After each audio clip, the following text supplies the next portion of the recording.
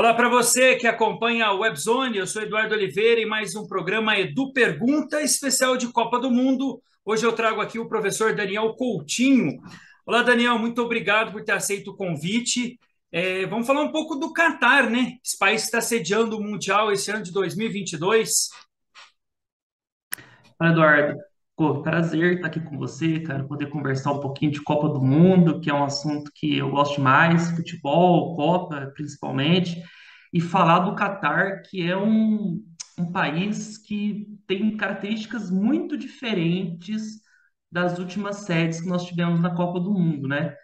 Nos últimos anos tivemos Japão, Coreia, Alemanha, África do Sul, Brasil, Rússia. Eu acho que o Catar ele com certeza vai ser o diferentão aí dessa turma. Ele tem características geopolíticas bem específicas. Vai ser bem legal contar um pouquinho para vocês sobre como é esse país.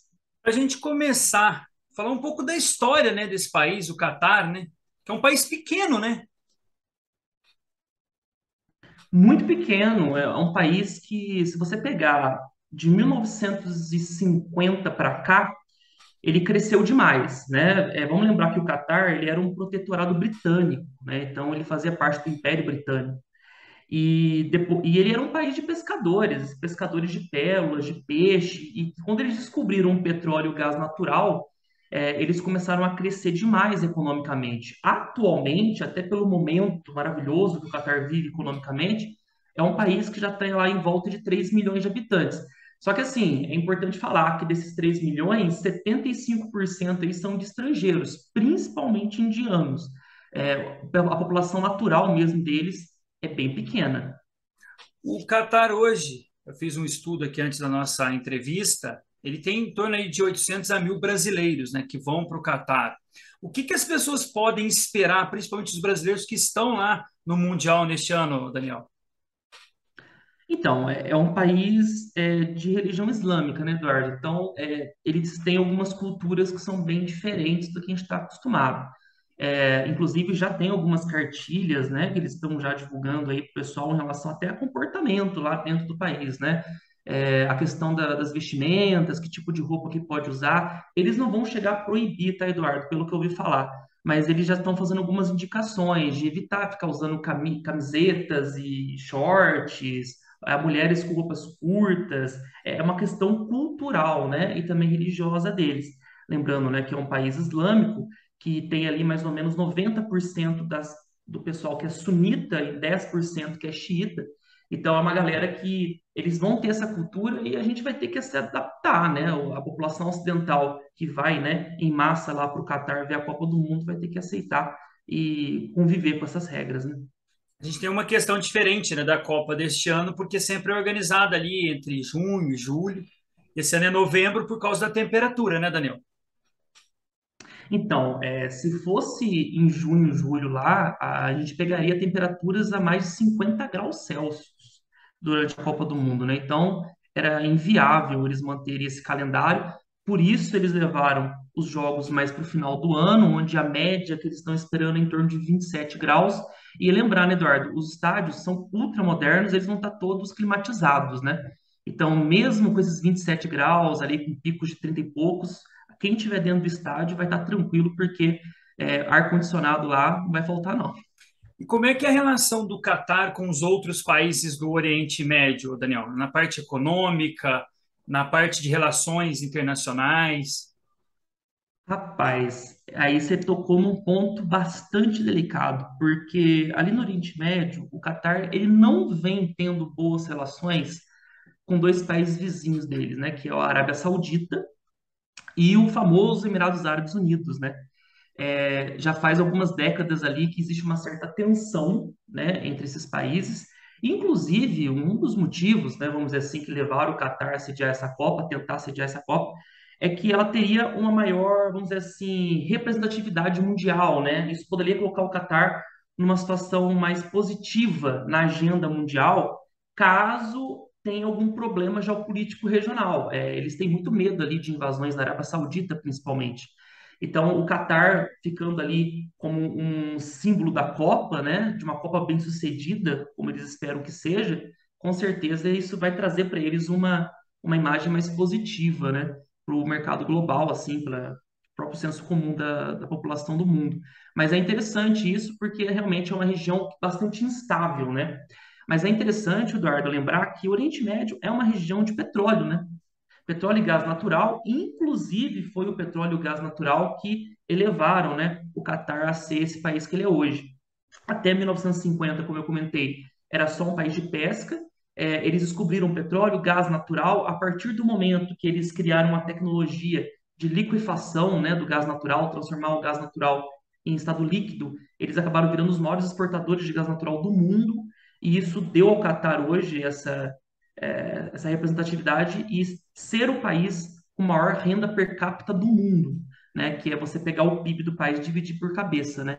Então, assim, é um país que vem se destacando mundialmente nesse mercado de petróleo e gás natural, e por isso que virou essa potência toda.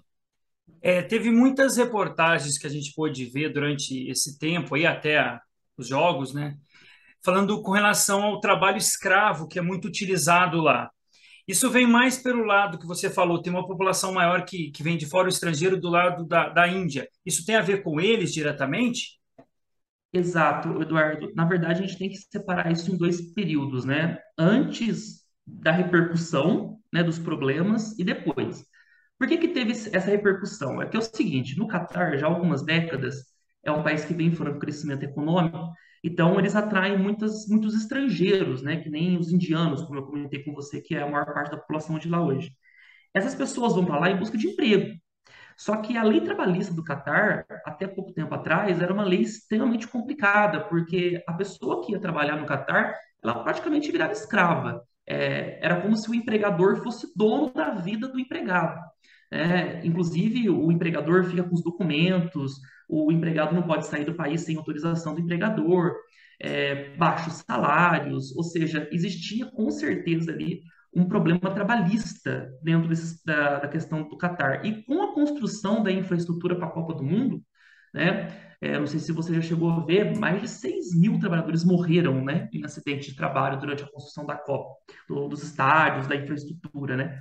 E algumas seleções, inclusive, durante as eliminatórias, fizeram representações, manifestações contra isso e forçou, né, vamos dizer assim, o Catar a mudar um pouco essa maneira como eles lidam com os trabalhadores. Então, houve um momento de repercussão mundial muito negativa para o Catar e que depois eles tiveram que agir para mudar. Hoje dizem que a situação melhorou, mas isso foi já depois de muita morte, de muita exploração.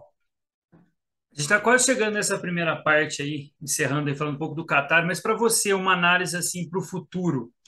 Com a Copa do Mundo no Oriente Médio, a gente vê alguns países se movimentando aí para quem sabe os Jogos Olímpicos, como a própria Arábia Saudita. O que isso vai representar para a região do Oriente Médio esportivamente? Porque a gente sabe que vai ser o tema do próximo programa, da parte geopolítica que acontece, que os governos utilizam. Para você, é um caminho o esporte para esse tipo de governo, Daniel?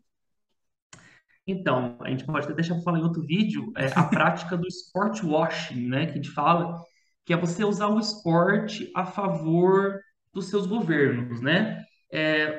O Oriente Médio é uma região do planeta que tem muitas ditaduras. O Catar, inclusive, é uma ditadura, né? É um emirado, né?